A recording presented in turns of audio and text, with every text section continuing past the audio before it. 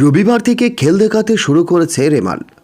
গতকাল সকাল থেকেই দক্ষিণবঙ্গের নানান জেলায় বৃষ্টি শুরু হয়েছে। বেলা যতই গড়িয়েছে ততই বাড়ছে ঝড়ো হাওয়া এবং বর্ষণের দাপট। সোমবার সকালে আবহাওয়া বিশেষজ্ঞ পরিবর্তন হয়নি। লাগাতার বৃষ্টি জেরে জলমগ্ন হয়ে পড়েছে কলকাতার একাধিক জায়গা। রেমালের জেরে আর কতক্ষণ থাকবে, এমন অবস্থায় অনেকের মনে উকি দিয়েছে বলে প্রশ্ন। তো বন্ধুরা, বিস্তারিত জানতে হলে ভিডিওটিকে সম্পূর্ণ দেখবেন, ভালো লাগলে লাইক করবেন।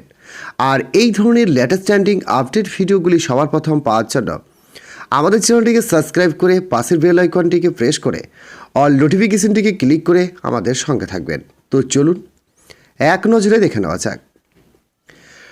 ল্যান্ডফন্ডের পর ইতিমধ্যে অনেকটা শক্তি খুঁজেছে রেমাল। বর্তমানে ঘূর্ণিঝড় হয়ে তা উত্তর ও উত্তর পূর্ব দিকে এগোচ্ছে, যে কারণে আগামী কয়েকদিন উত্তরবঙ্গের ব্যাপক বৃষ্টিপাতের সম্ভাবনা রয়েছে। দোসর হতে চলেছে ঝড়ো হাওয়া। তবে রেমালের জেরে সোমবার দক্ষিণবঙ্গ জুড়ে বৃষ্টিপাতের সম্ভাবনা রয়েছে। নদিয়া এবং মুর্শিদাবাদে ভারী থেকে অতি ভারী বৃষ্টিপাত হতে পারে, যে কারণে জারি করা হয়েছে লাল সতর্কতা।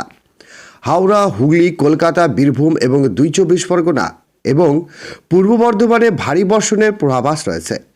তবে বলা যেতে পারে, বেলা যতই বাড়বে ততই উন্নতি হবে আবহাওয়ার। ধীরে ধীরে কমতে থাকবে ঝড়ো হাওয়ার দাপট। বিকেলের পর থেকে শহর কলকাতায় আবহাওয়া উন্নত হতে পারে বলেই জানানো যাচ্ছে। আলিপুর আবহাওয়া দপ্তর থেকে এও জানানো হয়েছে, আজ ভোর 4:30 নাগাদ পশ্চিমবঙ্গের উপকূল সংলগ্ন বাংলাদেশের স্থলভাগে অবস্থান ছিল এই রেমাল।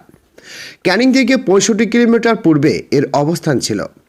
তিনি এও জানিয়েছেন, এই ঘূর্ণিঝড়ে এবার ক্রমশ উত্তর ও পূর্ব দিকে এগিয়ে যাবে। এছাড়া কলকাতা, হলদিয়া, দমদমে অতি থেকে ভারী বৃষ্টিপাত রয়েছে। রেমালের জেরে এদিন সকালে দীঘার সমুদ্রে বেশ উথাল ছিল। আজ বেলা গড়ানোর সঙ্গে সঙ্গে রেমালের কারণে রেণুকা মণ্ডল নামে একজনের মৃত্যুর খবর সামনে এসেছে। প্রশাসন সূত্রে খবর, ঝড়ের কারণে গাছ পড়ে তার মৃত্যু হয়েছে। কলকাতাতে একজন এর জেরে প্রাণ হারিয়েছেন। এন্টারির বিবির বাগানে এলাকায় কার্নিশের চাঙর ভেঙে একজনের প্রাণ হারিয়েছে।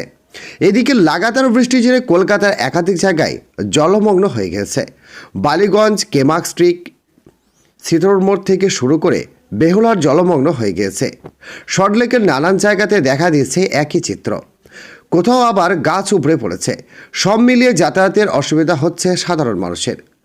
বহুক্ষণ কেটে যাওয়ার পর প্রশাসনের তরফ থেকে রাস্তা পরিষ্কার না করায় সল্টলেকের বাসিন্দাদের একাংশ বেশ চটে গিয়েছেন, এমনটি জানিয়েছেন তারা। তো বন্ধুরা, আজকে এই ছিল ফর লেটেস্ট আপডেট। ভিডিওটি ভালো লাগলে লাইক করবেন এবং আমাদের সঙ্গে থাকবেন।